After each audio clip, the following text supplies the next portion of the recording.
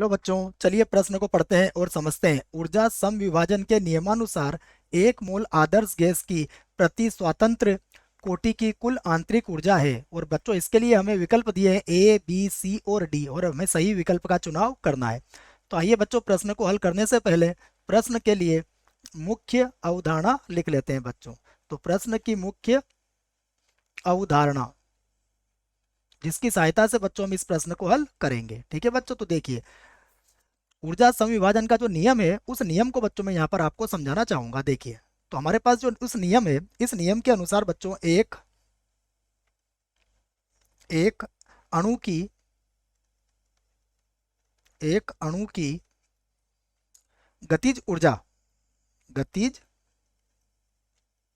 ऊर्जा, इसका सूत्र बच्चों हमें याद होना चाहिए। एक अणु की गतिज ऊर्जा किसके नियमानुसार? ऊर्जा समविभाजन के नियमानुसार। ये होती है बच्चों ई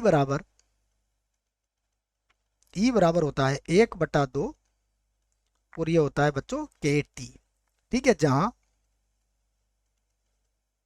जहां बच्चों के जो है वो हमारा क्या है, देखिए तो हमारा जो के है बच्चों, ये है, इसको मैं लिख देता हूँ, के हमारा बोल्ट्जमैन नियतांक है। ठीक है, बोल्ट्जमैन नियतांक को मैं लिख देता हूँ बच्चों, ये है हमारा बोल्ट्जमैन।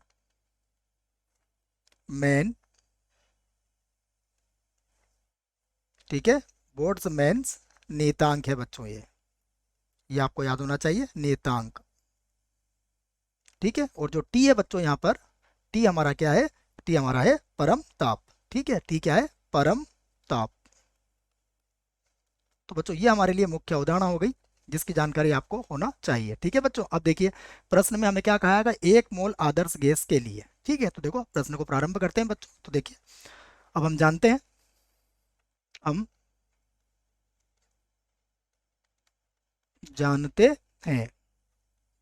देखो बच्चों हम जानते हैं कि हमारे पास एक मोल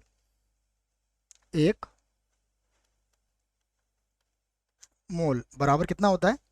बराबर होते हैं हमारे एन अणु।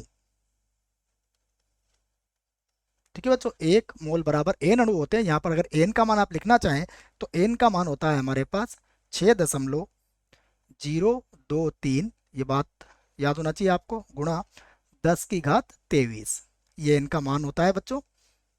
और यहाँ पर कितना हो जाएगा? अणु। ठीक है, ये होंगे आपके अणु। तो ये बात हमें पता होना चाहिए। अब देखिए बच्चों, एक अणु की गतिज ऊर्जा का सूत्र हमने मुख्य अवधारणा में लिख लिया है, उसी को हम लिखेंगे। तो एक अणु की गतिज ऊर्जा,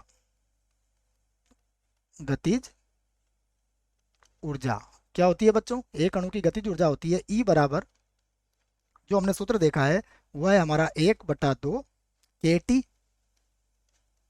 इसको बच्चों हम समीकरण 1 बना सकते हैं। अब देखिए, ये हमारे लिए क्या है? एक अणु की गतिज ऊर्जा है। हमें क्या चाहिए? एक मोल के लिए चाहिए। तो हम यहाँ से लिख सकते हैं, देखो एक मोल, अतः अतः एक मोल, जैसा प्रश्न में कहा है बच्चों, आदर्श गैस,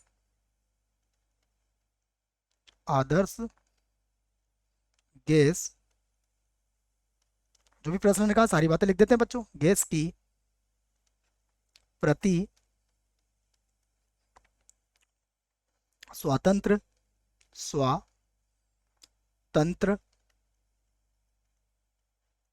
ठीक है बच्चों, यही लिखा गया है कि कुल आंतरिक ऊर्जा पूछी गई है बच्चों, आपसे कुल आंतरिक ऊर्जा, आंतरिक ऊर्जा। ठीक है बच्चों, देखो ये कितनी हो जाएगी? ये हो जाएगी हमारे पास, मैं इसको लिख देता हूं, ये हो जाएगी 1/2 के टी, और इसमें किसका गुणा हो जाएगा बच्चों? इसमें गुणा हो जाएगा एन का। ठीक है, अब देखिए आगे लिखते हैं इसको। तो ये हो जाएगा हमारे पास 1/2, उसके बाद आ जाएगा टी, और हम इसे लिख देंगे बच्चों के एन को पास में लिख देंगे बच्चों।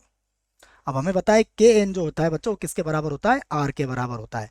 तो 1/2, इसे क्या लिख देंगे हम? R T. ठीक है बच्चों, यहाँ पर मैं लिख देता हूँ कि जो के एन होता है वह आर के बराबर होता है। ठीक है, इसको लिख लेते हैं हम कि के एन का मान किसके बराबर होता है? आर के बराबर होता है बच्चों। ठीक है, तो हमारे पास आ गया 1/2 आर टी। तो विकल्प चेक करते हैं बच्चों, देखो विकल्प कौन सा हमारे पास सही है। तो विकल्प ए हमारे पास बिल्कुल सही है बच्चों। आशा करता हूं आपको इस प्रश्न का उत्तर समझ में आया होगा। धन्यवाद।